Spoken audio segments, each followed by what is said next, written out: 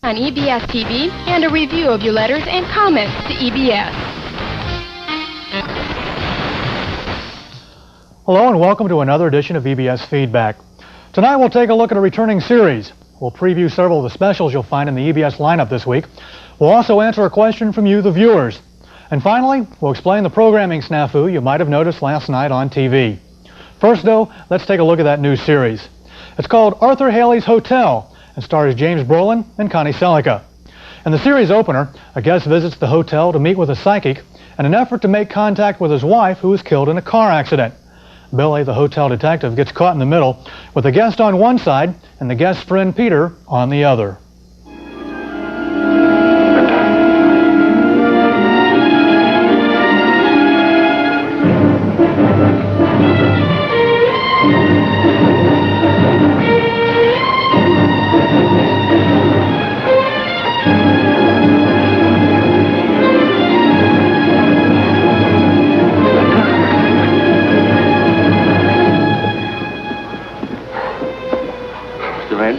You must have seen her. She just got on the elevator.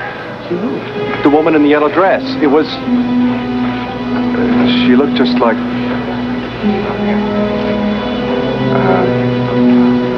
someone I thought I knew.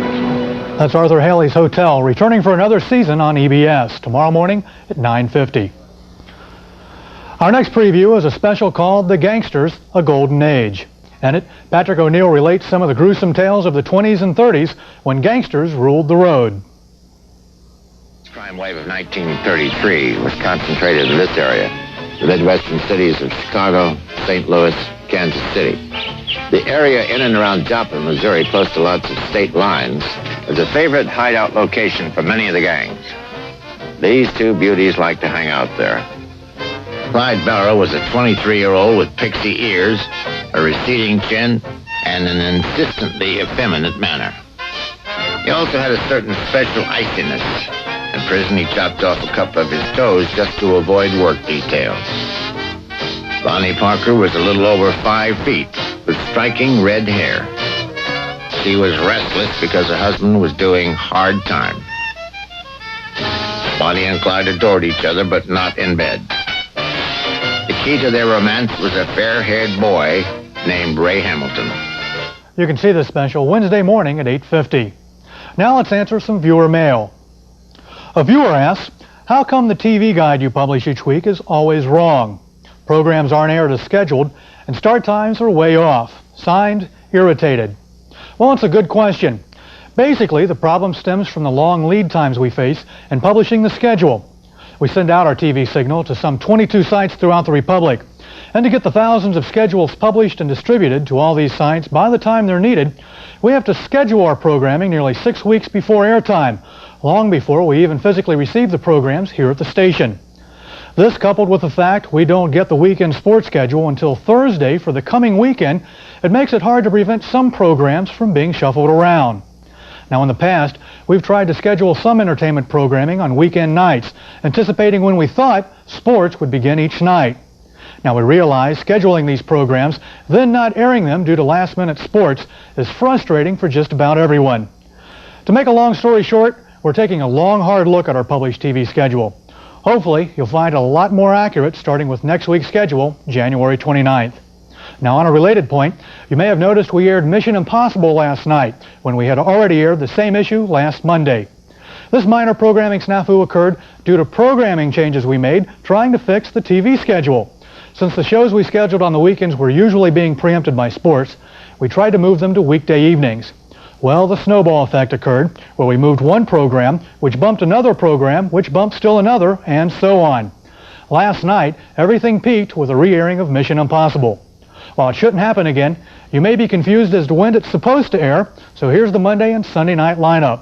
I hope that answers your question. Now let's preview another special. This one highlights the musical genius of Les Paul. Les Paul not only invented multi-track recording, he also took the guitar to new heights. I'd like to start first by showing you how it works. I'll start with one guitar live like this.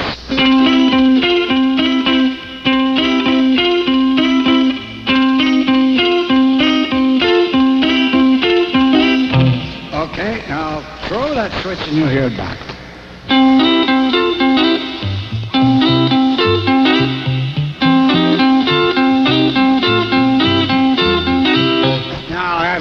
to that, and you'll hear 2 guitars.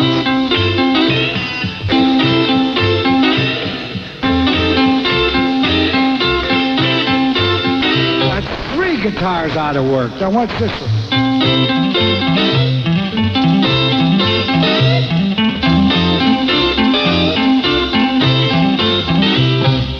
Now I'll go for 5. Here goes the drummer. They're worried sick over my little black box. Also performing is B.B. King, Eddie Van Halen, Carly Simon, and Waylon Jennings. You can watch it tonight at 10. One final thing before I go, and that concerns Super Bowl 24 between the San Francisco 49ers and the Denver Broncos. The excitement begins Sunday night at 10 with live pregame highlights.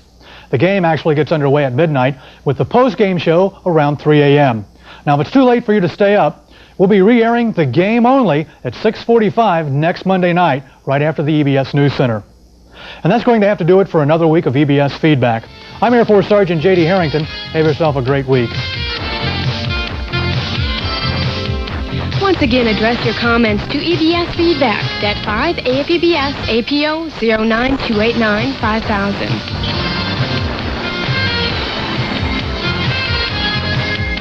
EBS Feedback is a Det 5 AFEBS production.